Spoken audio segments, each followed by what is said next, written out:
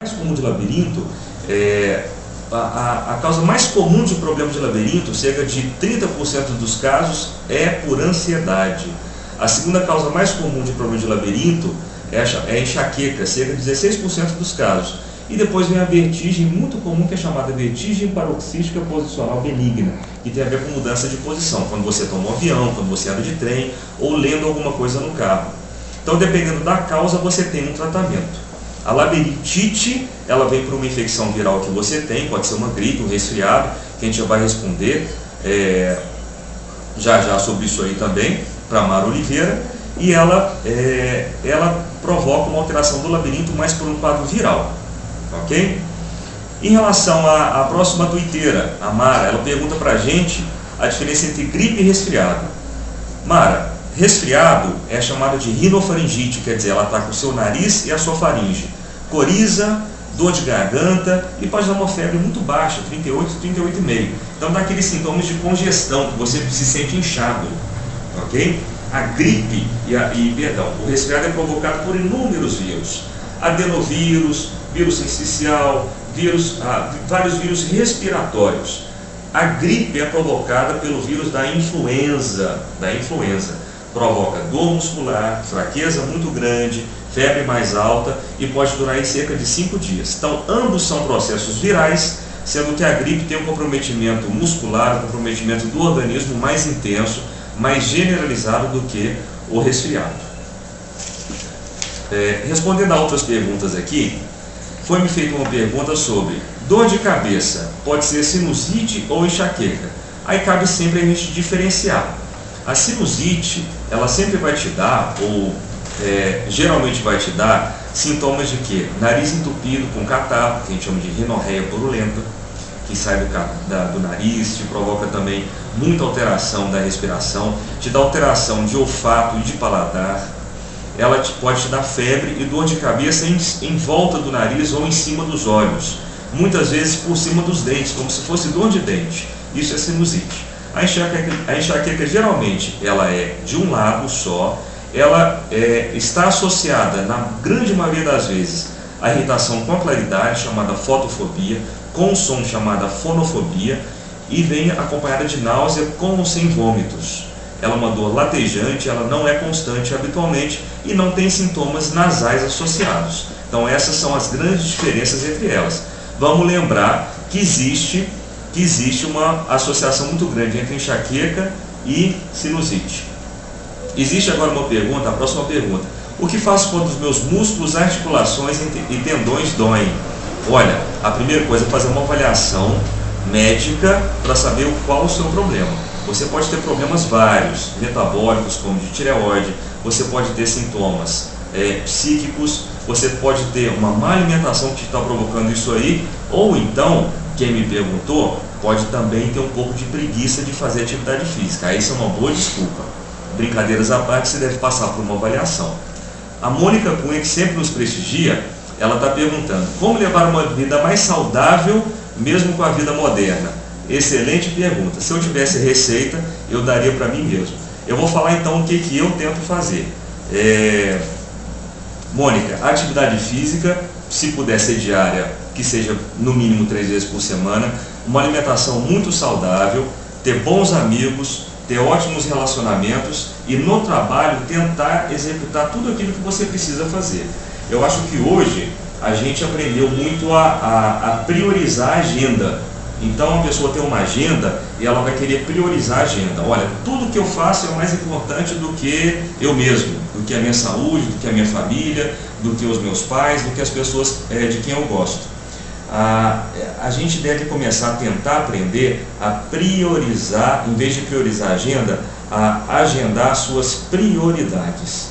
As nossas prioridades devem ser sempre a gente deve sempre tentar colocar em primeiro plano. Então, se a nossa prioridade é correr, é fazer atividade física, é ficar com a pessoa de quem nós gostamos, então vamos tentar priorizar isso aí. Então, uma dica que eu dou é: agende as suas prioridades.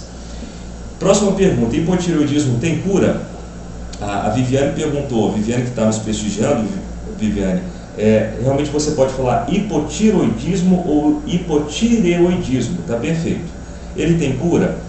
Sim, na realidade ele tem tratamento. Ele tem tratamento. Se você entender que você tomar um comprimidinho todo dia de manhã em jejum, você só tem que respeitar o jejum.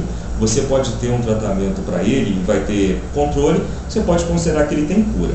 Se você quiser simplesmente saber, cura é aquilo para qual você nunca vai ter que usar remédio, você nunca mais vai ter que usar um remédio, ele não tem cura. Ele tem tratamento com um remedinho muito fácil, barato de se tomar todo dia. Uma próxima pergunta, a Lu, jornalista, se identifica assim, ela faz a seguinte pergunta: como podemos minimizar a ansiedade nos dias de hoje? Vai muito em cima daquilo que eu falei para a Mônica antes, Lu. É você saber que a sua saúde, as pessoas com quem você convive, elas devem ter o seu horário que você tem que se dedicar. Então, se você aprender a dedicar um tempo para você ter sua atividade física, ter uma alimentação adequada, você vai conseguir minimizar a sua ansiedade, porque os problemas você nunca vai conseguir evitar. A sua agenda, quem faz e quem cumpre é você, quando alguém não te passa alguma coisa que você tem que fazer, né? Adriana, Ana Paula, Kelson, quando alguém não te impõe uma agenda. Mas enfim, se você tem a sua agenda e você tem que executá-la, saiba que você tem uma agenda pessoal que você também deve executar. Isso eu chamo de válvula de escape. Tenha válvulas de escape com você mesma e com as pessoas de quem você gosta. Existe uma próxima pergunta aqui da Mara: o que leva o organismo a baixa imunidade e como faço para identificar? Mara, baixa imunidade é extremamente complexo, extremamente vago. Não existe um termo que você pode constituir, dizer, classificar: eu tenho baixa imunidade. Porque muitas pessoas dizem: nossa, eu tive 2 gripes esse ano, eu estou com baixa imunidade. Tem uma outra pessoa que fala: poxa, esse ano eu tive 10 resfriados, eu estou com baixa imunidade. E tem gente que fala: poxa, eu tive 3 pneumonias esse ano, eu estou com baixa imunidade. Então você percebe que é muito fácil falar que você tem baixa imunidade. Uma coisa muito comum entre mulheres, por exemplo, infecção urinária, muitas vezes as leva a dizer que elas estão com baixa imunidade, quando isso não é verdade, pode ser por uma questão de higiene. Agora, uma coisa que você pode, vamos colocar assim, usar como parâmetro é: se você tem mais infecções, mais problemas de saúde do que você tinha no passado, esse passado pode ser até 1 ano atrás, 2 anos atrás, certamente você está com algum problema de imunidade. E aí você vai ter que rever como é que está o seu dia a dia, como é que está a sua saúde, seus hábitos de vida.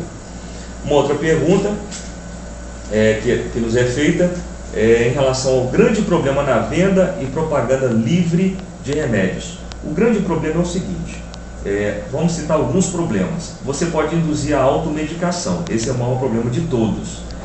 Então, o paciente se medicar e ter problemas de fígado, de rim, de coração, ou alguns problemas cutâneos, de alergia, porque ele comprou remédios sem orientação médica. Um segundo grande problema é em relação a, por exemplo, antibióticos, que eles podem induzir resistência bacteriana e cada vez mais as pessoas terem infecções mais e mais resistentes. E existe um terceiro grande problema também, que é a pessoa mascarar sintomas de doenças que podem levar a ela procurar o médico de forma muito tardia. Exemplo, ela tem uma gripe, acha que ela tem essa gripe eternamente e ela trata essa gripe com remédio só para mascarar. Ela melhora, só que chega no 3º, 4º dia ela passa a piorar muito e está com uma pneumonia.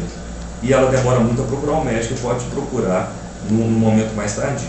Então a gente falou de 3 grandes problemas aqui, em relação à automedicação e efeitos colaterais, a gente falou em relação à resistência bacteriana e finalmente em relação a mascarar sintomas que te fazem procurar um médico, serviço de saúde.